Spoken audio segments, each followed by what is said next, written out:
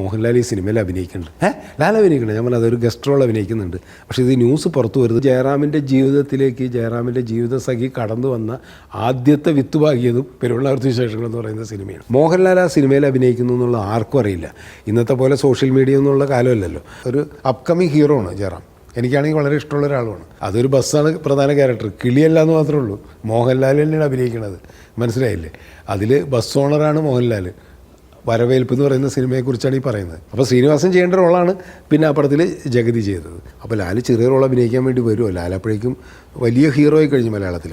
ഒരു സൊല്യൂഷൻ എന്ന് വെച്ച് കഴിഞ്ഞാൽ ഒന്നുകിൽ കമൽ സഫർ ചെയ്യണം, അല്ലെങ്കിൽ ഞങ്ങൾ സഫർ ചെയ്യണം. ആരെങ്കിലും ഒരാൾ സഫർ ചെയ്താൽ മാത്രമേ ലാലിനെ വിട്ടുതരാൻ പറ്റുള്ളൂ. നമ്മൾ ആദ്യം വിചാരിച്ചതെന്ന് വെച്ച് കഴിഞ്ഞിട്ടുണ്ടെങ്കിൽ ഭയങ്കര കൈയ്യടി ആയിരിക്കും ലാലിനെ കാണുന്നത്. അത് ജനം പ്രതീക്ഷിക്കാത്തതുകൊണ്ട് തന്നെ പെട്ടെന്ന് തിയേറ്റർ അങ്ങ് സൈലൻ്റ് ആയി എന്നുള്ളതാണ്. ജയറാമിൻ്റെ അടുത്ത് ചോദിച്ചു എന്താണ് ചുറ്റിക്കളി എന്ന് ചോദിച്ചു. ജയറാം ചിരിച്ചു. അങ്ങ് ഒന്നും പറഞ്ഞില്ല, കമ്മിറ്റ് ചെയ്തില്ല. പിന്നെ അടുത്ത പടം വന്നു കഴിഞ്ഞപ്പോഴാണ് ജയറാം പറയുന്നത്.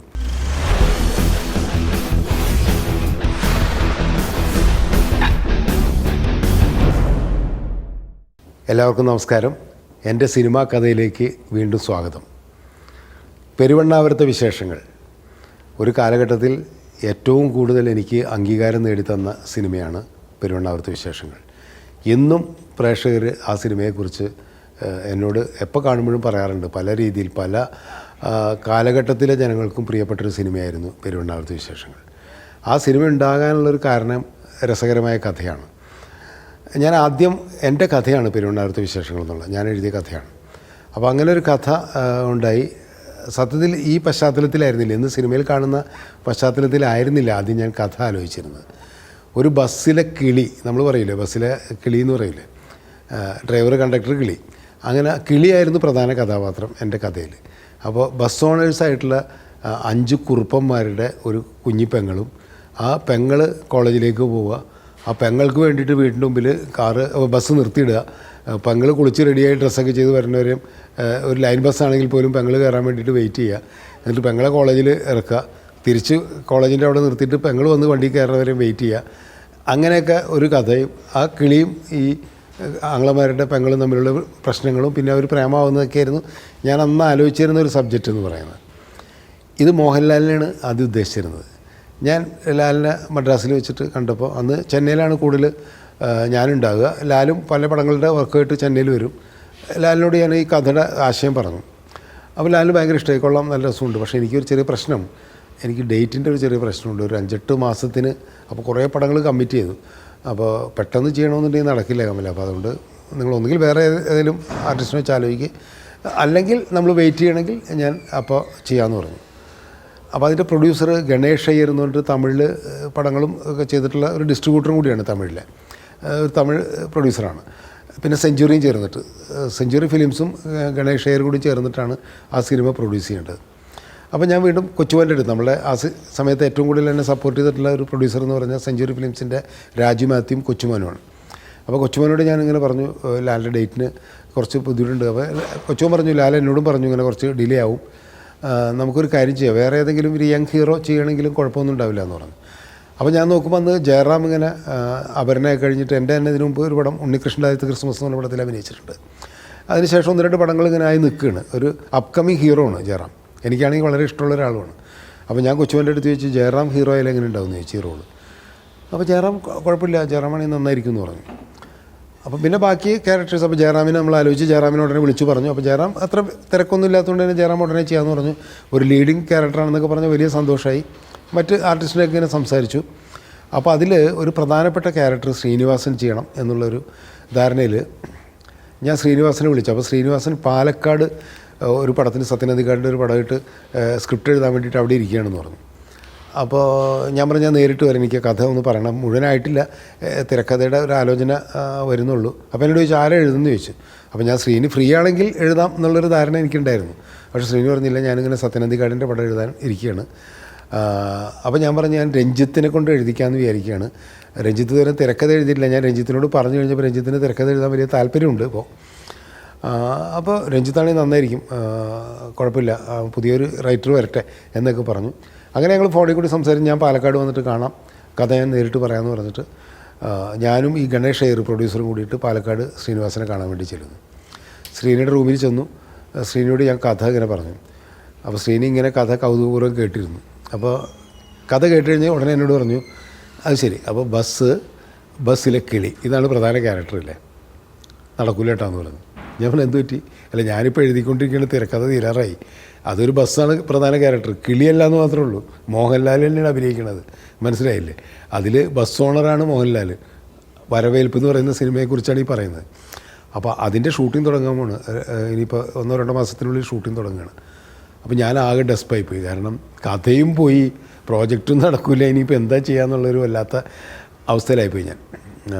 പിന്നെ ശ്രീനിയുടെ ഡേറ്റിൻ്റെ കാര്യം അപ്പോൾ ചോദിക്കാനും പറ്റില്ലല്ലോ.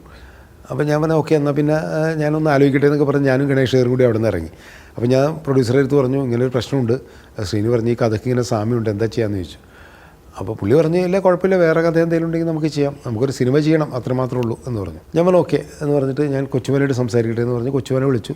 അപ്പോൾ കൊച്ചുമോൻ പറഞ്ഞു കുഴപ്പമില്ല, നമുക്ക് വേറെ കഥ ആലോചിക്കാം, എന്തായാലും രഞ്ജിത്തിനെ വിളിച്ചു വരുത്ത്, നമുക്ക് രഞ്ജിത്തായിട്ടിരിക്കാം, രഞ്ജിത്ത് സ്ക്രിപ്റ്റ് എഴുതുന്നുണ്ടെങ്കിൽ നിങ്ങളൊന്ന് ഇരിക്കുമെന്ന് പറഞ്ഞു. അങ്ങനെ ചെന്നൈയിൽ സെഞ്ചുറിയുടെ ഓഫീസിൽ രഞ്ജിത്ത് വന്നു, ഞങ്ങൾ അവിടെ ഇരിക്കാൻ തീരുമാനിച്ചു. അപ്പോൾ രഞ്ജിത്തിനോട് ഞാൻ കഥയുടെ സൂചന ഇങ്ങനെ ഫോണിൽ കൂടി പറഞ്ഞിട്ടുണ്ടായിരുന്നു. അപ്പോൾ ഞാൻ പറഞ്ഞു ഇങ്ങനെയാണ് പ്രശ്നം, വരവേൽപ്പ് എന്ന് പറഞ്ഞിട്ട് ശ്രീനിവാസൻ എഴുതുന്ന ഒരു പടം വരാൻ പോകുന്നുണ്ട്, അപ്പോൾ അതിൽ മോഹൻലാൽ ഇങ്ങനെ ബസ്സും ഒക്കെയായിട്ട് ബന്ധപ്പെട്ട കഥയാണ്. അപ്പോൾ ബസ് എന്ന് പറയുന്ന സാധനം നമുക്ക് അങ്ങോട്ട് മറക്കാം, ഒന്നുകിൽ ഈ കഥ മുന്നോട്ട് പോകണമെങ്കിൽ വേറെ ഏതെങ്കിലും ബാക്ക്ഗ്രൗണ്ടിലേക്ക് ഇത് പ്ലേസ് ചെയ്യാൻ പറ്റുമോ, അതല്ലെങ്കിൽ നമുക്ക് വേറെ കഥ ആലോചിക്കാമെന്ന് പറഞ്ഞു. ഞങ്ങൾ 1-2 ദിവസം ഇങ്ങനെ ആലോചിച്ചു, വേറെ ഏതെങ്കിലും ഒരു ഏരിയയിലേക്ക് ഇത് പ്ലേസ് ചെയ്ത് കഴിഞ്ഞിട്ടുണ്ടെങ്കിൽ ഈ കഥയ്ക്ക് വലിയ പ്രശ്നമില്ല. കാരണം അപ്പോഴേക്കും രഞ്ജിത്ത് വരുന്നിട്ട് കുറേ കാര്യങ്ങളൊക്കെ പറഞ്ഞു, അതിൻ്റെ അകത്ത് സെക്കൻഡ് ഹാഫിൽ എങ്ങനെയൊക്കെ കഥ മുന്നോട്ട് പോകണം എന്നുള്ള കുറേ സംഭവങ്ങളൊക്കെ നമ്മൾ ഉണ്ടാക്കുകയും ചെയ്തു.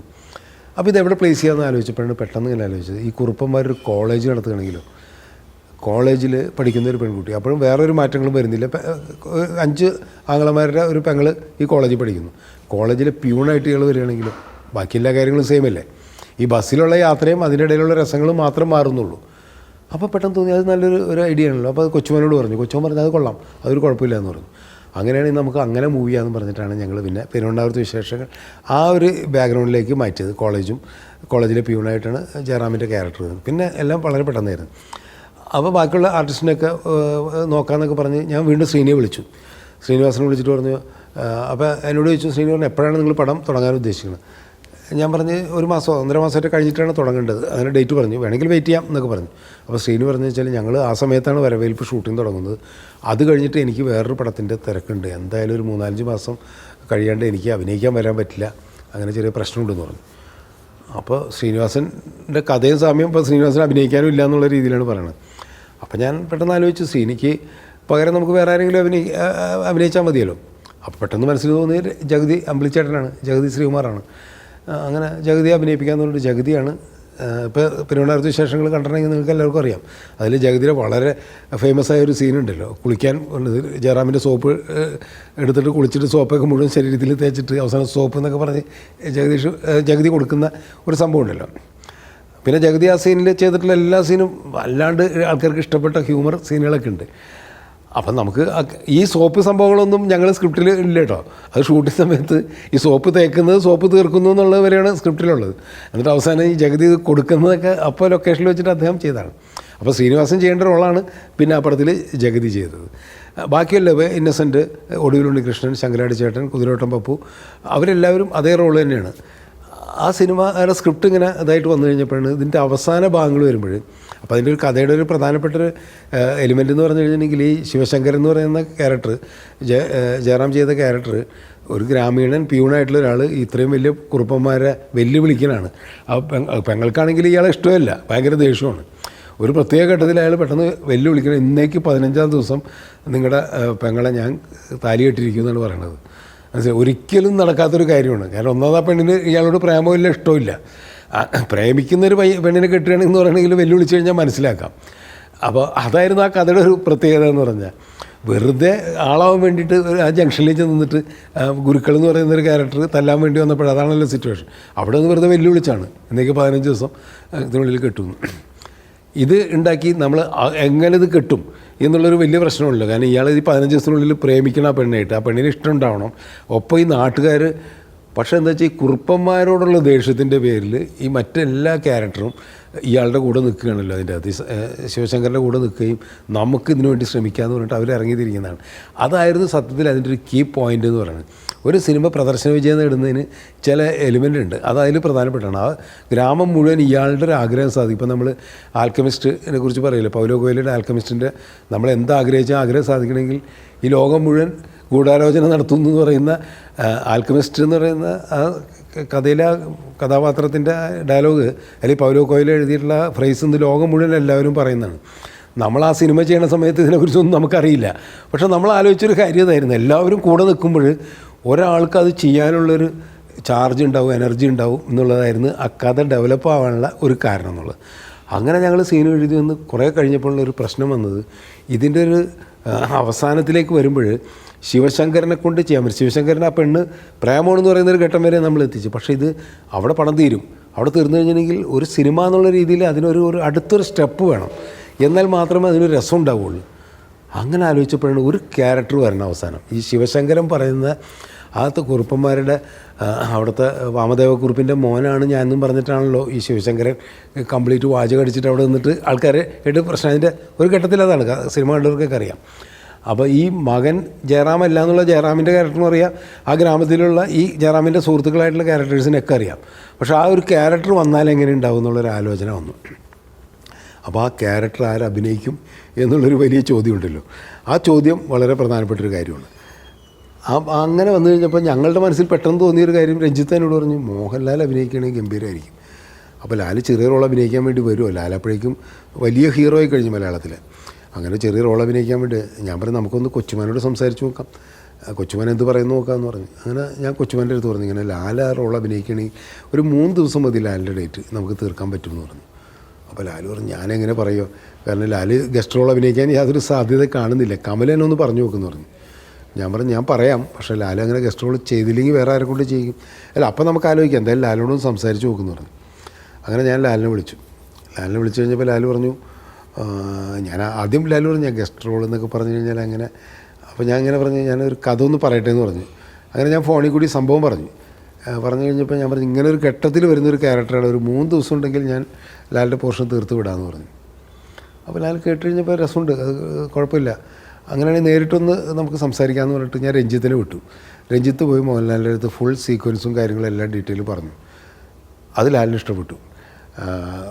അങ്ങനെ ലാൽ കൊച്ചുവിനെ വിളിച്ചിട്ട് പറഞ്ഞു ഞാൻ ചെയ്യാം, പക്ഷേ എനിക്ക് ഡേറ്റ് കാര്യങ്ങളൊന്നും അറിയില്ല എന്ന് പറഞ്ഞു. പക്ഷെ അപ്പോഴേക്കും ബാക്കിയുള്ള ഡേറ്റും കാര്യങ്ങളൊക്കെ നമ്മൾ വാങ്ങിച്ചിട്ടുണ്ടായിരുന്നു ആർട്ടിസ്റ്റിൻ്റെ. അപ്പോൾ ആ ഡേറ്റിൽ മോഹൻലാലിനെ കിട്ടുക എന്ന് പറയുന്നത് കുറച്ച് ബുദ്ധിമുട്ടാണെന്ന് കൊച്ചുമാൻ എൻ്റെ അടുത്ത് പറഞ്ഞു. എന്നാലും ശ്രമിക്കാമെന്ന് പറഞ്ഞിട്ട് ഞങ്ങളങ്ങനെ ഷൂട്ടിംഗ് തുടങ്ങാനായിട്ട് എല്ലാം തീരുമാനിച്ചു. ഷൊർണൂരാണല്ലോ ലൊക്കേഷൻ, ഒറ്റപ്പാലം ഷൊർണൂരാണ്. അങ്ങനെ അവിടെ ലൊക്കേഷനൊക്കെ നോക്കി എല്ലാം ഫിക്സ് ചെയ്ത് കഴിഞ്ഞപ്പോൾ ലാലിൻ്റെ ഡേറ്റ് ഉണ്ടെങ്കിൽ നമ്മൾ ആ പടം ഫുള്ളായിട്ട് തീരുള്ളൂ. അപ്പോൾ ഡേറ്റ് ഒന്ന് കൺഫേം ചെയ്യാമെന്ന് പറഞ്ഞു. ഞാൻ ട്രിവാൻഡ്രത്താണ് മോഹൻലാലുള്ളത്, ഷൂട്ടിങ്ങിലാണ് മോഹൻലാൽ എന്ന് പറഞ്ഞു. ഞാൻ വിചാരിച്ചു ഓക്കെ നമുക്ക് അവിടെ പോകാം, ലാലിനെ നേരിട്ട് കാണാമെന്ന് പറഞ്ഞു. സെറ്റിൽ ചെന്നു ലാലിൻ്റെ. ആ സിനിമ എന്ന് പറയുന്നത് സിബി മലയിൽ സംവിധാനം ചെയ്ത കിരീടം എന്ന് പറഞ്ഞ പടമാണ്, അതിൻ്റെ ഷൂട്ടിംഗ് നടക്കുക. ഞാൻ ആ സെറ്റിൽ ചെന്നു, ലാലിനോട് സംസാരിച്ചു. അപ്പോൾ ലാൽ പറഞ്ഞു ഇവിടെ ഭയങ്കര ടൈറ്റാണ്, എനിക്കറിയില്ല ഇത് എന്ന് തീരും, കമൽ എന്നാണ് ഉദ്ദേശിക്കുന്നതെന്ന് പറഞ്ഞു. ഞാൻ പറഞ്ഞു ഈ പടം എൻ്റെ പടം നടക്കുന്നതിൻ്റെ ഇടയിൽ എപ്പോൾ ലാൽ വന്നാലും എനിക്ക് ചെയ്യാം, ഒരു 10-35 ദിവസം എന്തായാലും ഞാൻ ഷൂട്ട് ചെയ്യുമെന്ന് പറഞ്ഞു. പക്ഷേ ഈ പടം ഇപ്പോൾ തുടങ്ങിയിട്ടുള്ളൂ, 2 ദിവസമായിട്ടുള്ളൂ, ഇവിടെ എത്ര ദിവസം പോകുമെന്ന് എനിക്കറിയില്ല എന്ന് പറഞ്ഞു. അപ്പോൾ എന്തായാലും ഒന്ന് സിബിയോട് സംസാരിക്കുമെന്ന് പറഞ്ഞു. ഞാൻ സിബിയോട് സംസാരിച്ചു. സിബി പറഞ്ഞു എനിക്ക് കുഴപ്പമില്ല, എന്തായാലും പ്രൊഡ്യൂസറോടൊന്ന് സംസാരിച്ചു നോക്കും. കിരീട ഉണ്ണിയാണ് പ്രൊഡ്യൂസർ എൻ്റെ, ദിനേഷ് പണിക്കറും കിരീട ഉണ്ണി. അപ്പോൾ ഞാൻ ഉണ്ണിയാണ് അന്ന് സെറ്റിലുണ്ടായിരുന്നു. ഉണ്ണിയോട് ഞാൻ സംസാരിച്ചപ്പോൾ ഉണ്ണി പറഞ്ഞു ഞാൻ മാക്സിമം നോക്കാമെന്ന് പറഞ്ഞു, എന്തായാലും കമൽ എന്നെ ഒന്ന് വിളിച്ചാൽ മതി എന്ന് പറഞ്ഞു. അപ്പോൾ ഞങ്ങൾ ആ പ്രതീക്ഷയിൽ എല്ലാം തീരുമാനിച്ചപ്പോൾ ലാൽ പറഞ്ഞു ഇവിടുന്ന് വിടുകയാണെങ്കിൽ ഞാൻ വരാമെന്ന് പറഞ്ഞു. ഞങ്ങൾ ഷൂട്ടിംഗ് തുടങ്ങി ബാക്കിയുള്ള സീനുകളൊക്കെ എടുത്തുകൊണ്ടിരിക്കണം. അപ്പോൾ ഇത് തീർക്കണമെങ്കിൽ മോഹൻലാലിൻ്റെ പോർഷൻ എടുത്താലല്ലേ പടം തീരുള്ളൂ. അപ്പോൾ അങ്ങനെ ഞങ്ങൾ ബാക്കി എല്ലാ പോർഷനും തീരാറായി കഴിഞ്ഞപ്പോൾ ഞാനൊരു ദിവസം കിരീട ഉണ്ണിയെ വിളിച്ചു. എന്നിട്ട് പറഞ്ഞ് ലാൽ വന്നു കഴിഞ്ഞിട്ടുണ്ടെങ്കിൽ ഒരാഴ്ചക്കുള്ളിലൊന്ന് ലാലിനെ വിടാൻ പറ്റുകയാണെങ്കിൽ ഞങ്ങൾക്ക് ഈ ഒരു ഷെഡ്യൂളിൽ തന്നെ പടം തീരും, അല്ലെങ്കിൽ വേറെ ഷെഡ്യൂളിൽ വെച്ചാൽ 10-40 ആർട്ടിസ്റ്റ് ഒരുമിച്ച് വരുന്ന കോമ്പിനേഷനാണ്. കാരണം മോഹൻലാൽ വന്ന് ഇറങ്ങി അതിൻ്റെ ക്ലൈമാക്സ് സീനെ പടം കണ്ടവർക്കറിയാം, എല്ലാ സിനിമയിലെ എല്ലാ ക്യാരക്ടേഴ്സും കൂടി ഒരുമിച്ച് വരുന്നുണ്ട് അവിടെ. അപ്പോൾ അത്രയും പേരുടെ കോമ്പിനേഷനാണ്. ജഗതി പോലുള്ള ഇന്നസെൻറ്റ് പോലുള്ളവരൊക്കെ ഭയങ്കര തിരക്കാണ്, ശങ്കരാടിച്ചേട്ടനൊക്കെ എല്ലാവരും ഭയങ്കര തിരക്കാണ്. അപ്പോൾ ഈ ചെറിയ ചെറിയ ആർട്ടിസ്റ്റുകളെ കിട്ടലും സപ്പോർട്ടിങ് ആക്ടേഴ്സിനൊക്കെ കിട്ടലും പോലും പ്രശ്നമാണ് എന്ന് ഞാൻ ഉണ്ണിയോട് പറഞ്ഞപ്പോൾ ഉണ്ണി പറഞ്ഞ് എന്തായാലും കമൽ ഒരു 1/2 മണിക്കൂർ കഴിഞ്ഞിട്ട് എന്നെ ഒന്ന് വിളിക്കുമെന്ന് പറഞ്ഞു. ഞാൻ പ്രതീക്ഷയോടെ 1/2 മണിക്കൂർ കഴിഞ്ഞ് വിളിച്ചു. അപ്പോൾ ഞാൻ പറഞ്ഞു ഞാനൊന്ന് ആലോചിക്കട്ടെ എന്ന് പറഞ്ഞു. ഞാൻ സിബിയായിട്ടൊന്ന് ആലോചിക്കുമെന്ന് പറഞ്ഞു. അങ്ങനെ ഞാൻ ഉണ്ണിയെ വിളിച്ചപ്പോൾ തമാശയാണ്. പക്ഷേ ഉണ്ണി പറഞ്ഞൊരു ഡയലോഗ് എൻ്റെ ജീവിതത്തിൽ എനിക്ക് മറക്കാൻ പറ്റാത്തൊരു ഡയലോഗാണ്. കമല, ഒരു പ്രശ്നമുള്ളതെന്ന് വെച്ചാൽ ഈ ഒരാഴ്ചക്കുള്ളിൽ ലാലിനെ വിട്ടുതരാമെന്ന് പറയുമ്പോൾ ഞങ്ങൾക്കാണെങ്കിൽ ഒരു 10 ദിവസം ഇല്ലാണ്ട് ഇവിടെ ഷൂട്ടിംഗ് തീരില്ല. കമലാണെങ്കിൽ 5-6 ദിവസത്തിനുള്ളിൽ പടം ബാക്കിയെല്ലാം തീരുമെന്നും പറയുന്നു. അപ്പോൾ ഞാൻ കുറേ നേരം ആലോചിച്ച് കഴിഞ്ഞപ്പോൾ എനിക്ക് ഒരു സൊല്യൂഷൻ എന്ന് വെച്ച് കഴിഞ്ഞാൽ ഒന്നുകിൽ കമൽ സഫർ ചെയ്യണം, അല്ലെങ്കിൽ ഞങ്ങൾ സഫർ ചെയ്യണം. ആരെങ്കിലും ഒരാൾ സഫർ ചെയ്താൽ മാത്രമേ ലാലിനെ വിട്ടുതരാൻ പറ്റുള്ളൂ. അപ്പോൾ ഞാൻ കുറേ നേരം ആലോചിച്ചു. അപ്പം ഞാൻ പ്രതീക്ഷയോട് അപ്പോൾ ആലോചിച്ചിട്ട് അവസാനം പുള്ളി പറഞ്ഞു, ഒരുപാട് നേരം ആലോചിച്ചപ്പോൾ എനിക്ക് തോന്നിയത് വീണ്ടും പുള്ളി പറയാം, ഒന്നുകിൽ കമൽ സഫർ ചെയ്യണം അല്ലെങ്കിൽ ഞങ്ങൾ സഫർ ചെയ്യണം. അവസാനം ഞാൻ ആലോചിച്ചിട്ട് ഒരു കാര്യം തീരുമാനിച്ചു, കമൽ സഫർ ചെയ്യാൻ. ഡയലോഗ് ഞാൻ ചിരിച്ചു പോയി പെട്ടെന്ന്. കാരണം അങ്ങനെ ആരെങ്കിലും പറയില്ല. സാധാരണ എന്താ പറയുക, അയ്യോ കമല ഒരു രക്ഷയില്ല എന്നാലും പറയും, ഇത് ഒന്നുകിൽ ഞങ്ങൾ സഫർ ചെയ്യണം അല്ലെങ്കിൽ കമല സഫർ ചെയ്യണം.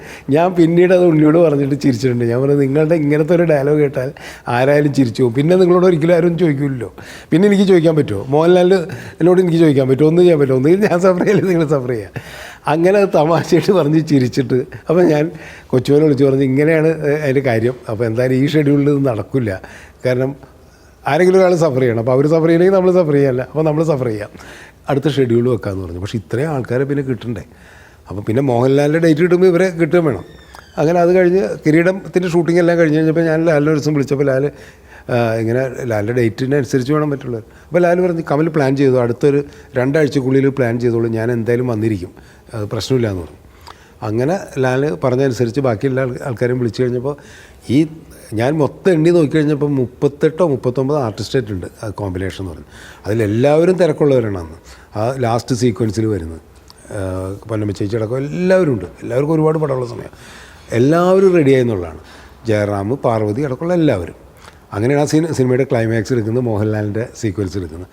2.5 ദിവസം കൊണ്ട് ലാലിൻ്റെ ഫുൾ വർക്ക് തീർന്നുള്ളതാണ്. 3 ദിവസം ഫുള്ളായിട്ട് ഷൂട്ട് ചെയ്യേണ്ടി വന്നില്ല, അതിനുമുമ്പ് തീർന്നു. കാരണം ബാക്കിയെല്ലാം തീർന്നിരുന്നുകൊണ്ട് ലാലിനെ മാത്രം കോൺസെൻട്രേറ്റ് ചെയ്ത് നമുക്ക് പെട്ടെന്ന് തീർക്കാൻ പറ്റി. ആ സിനിമ റിലീസ് ചെയ്ത സമയത്തുണ്ടായിരുന്ന തമാശ, മോഹൻലാൽ ആ സിനിമയിൽ അഭിനയിക്കുന്നു എന്നുള്ള ആർക്കും അറിയില്ല. ഇന്നത്തെ പോലെ സോഷ്യൽ മീഡിയ എന്നുള്ള കാലമല്ലല്ലോ.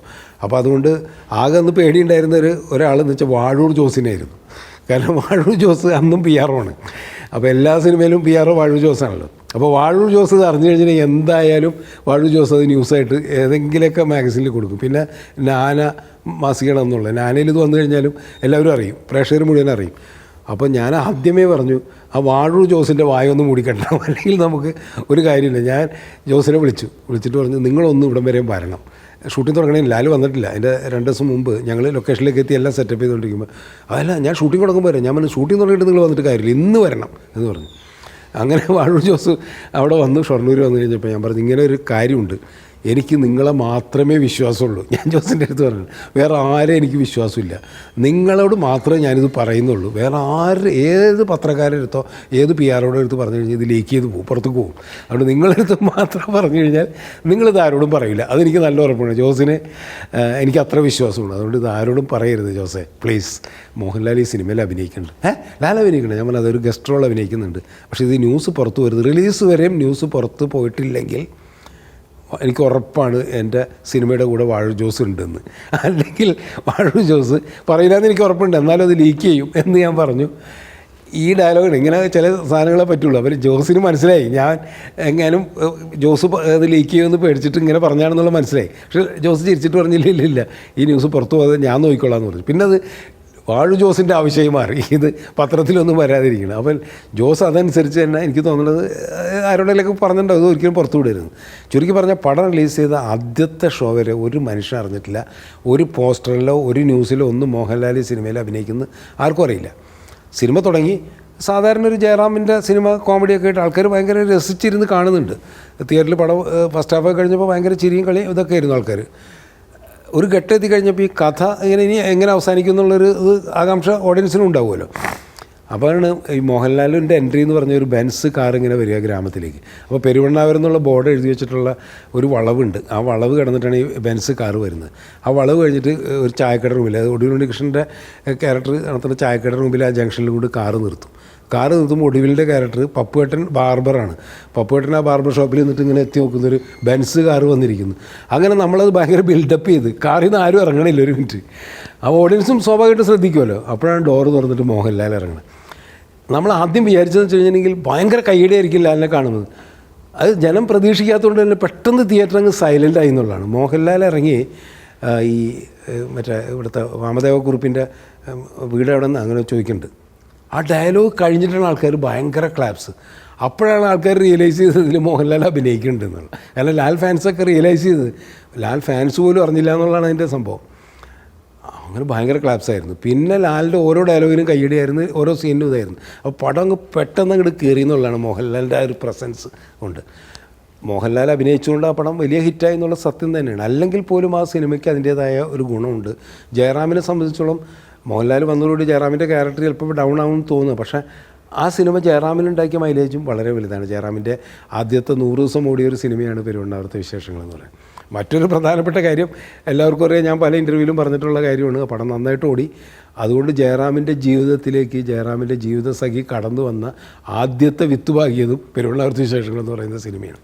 അതിൻ്റെ ലൊക്കേഷനിൽ വെച്ചിട്ടാണ് ജയറാമും പാർവതിയും, അശ്വതി എന്നുള്ള റിയൽ പേര്, അവർ തമ്മിൽ പ്രണയം തുടങ്ങുന്നതും ഈ പ്രണയം ഞങ്ങൾ കണ്ടുപിടിക്കുന്നതും. ഞാൻ അതിൻ്റെ ക്യാമറാമാൻ വിപിൻ മോഹനായിരുന്നു. അപ്പോൾ എനിക്ക് അതൊരു പാട്ട് സീൻ എടുത്തുകൊണ്ടിരിക്കുമ്പോൾ എനിക്ക് ഒരു ജസ്റ്റ് ഒരു തോന്നലാണ്, ഇവർ തമ്മിൽ ചെറിയ അടുപ്പമുണ്ടോ, എന്തോ ഒരു ഇതുണ്ടല്ലോ, സാധാരണ പെരുമാറുന്ന മാതിരിയല്ലല്ലോ എന്ന്. അങ്ങനെ പടം കഴിഞ്ഞപ്പോൾ ഞാൻ ജയറാമിൻ്റെ അടുത്ത് ചോദിച്ചു എന്താണ് ചുറ്റിക്കളി എന്ന് ചോദിച്ചു. ജയറാം ചിരിച്ചു, അങ്ങ് ഒന്നും പറഞ്ഞില്ല, കമ്മിറ്റ് ചെയ്തില്ല. പിന്നെ അടുത്ത പടം വന്നു കഴിഞ്ഞപ്പോഴാണ് ജയറാം പറയുന്നത്, ഇതേ എൻ്റെ സിനിമയിൽ തന്നെ ജയറാം പാർവതി അഭിനയിച്ചാണ് പ്രാദേശിക വാർത്തകൾ. അതിൻ്റെ ലൊക്കേഷനിൽ വെച്ചിട്ട് ഇവരുടെ പ്രണയം അങ്ങ് കൂടുതൽ എന്താ പറയുക പുഷ്പിച്ചു. ആ സമയത്താണ് ജയറാം എന്നോട് കമ്മിറ്റ് ചെയ്യുന്നത്. അപ്പോൾ ഈ പെരുവണ്ണാവരത്തെ വിശേഷങ്ങൾ എന്ന് പറയുന്നത് ജയറാമിനെ സംബന്ധിച്ചോളം വളരെ പ്രധാനപ്പെട്ട സിനിമയാണ്. ഓടിയെന്ന് മാത്രമല്ല ജയറാമിൻ്റെ ജീവിതം ആ രീതിയിലേക്ക് ഇതായി. എന്നെ സംബന്ധിച്ചോളം എൻ്റെ അതുവരെ ഉണ്ടായിരുന്ന കരിയറിൽ തന്നെ ഏറ്റവും വലിയൊരു വിജയം എന്നുള്ള രീതിയിൽ ഓടിയ പടങ്ങളുണ്ടെങ്കിൽ പോലും ഒരു ടേണിംഗ് പോയിൻ്റ് ആയിരുന്നു. കാരണം ഇത്തരം സിനിമകൾ എന്ന് വെച്ചാൽ വേറൊരു കാരിക്കേച്ചർ സ്വഭാവമുള്ള ഒരു സിനിമയിലേക്ക് മലയാള സിനിമയിലും അന്ന് അത്ര ആ ടൈപ്പ് സിനിമകളൊന്നും അധികം വന്നിട്ടില്ല.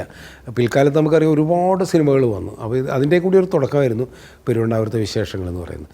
രഞ്ജിത്ത് എന്ന് പറയുന്ന തിരക്കഥാകൃത്ത് ഭയങ്കര രസമായിട്ട് രഞ്ജിത്ത് അതിൻ്റെ ഡയലോഗ്സൊക്കെ എഴുതിയിട്ടുണ്ട്. എനിക്കത് രഞ്ജിത്തിൻ്റെ കോൺട്രിബ്യൂഷൻ മറക്കാൻ പറ്റില്ല.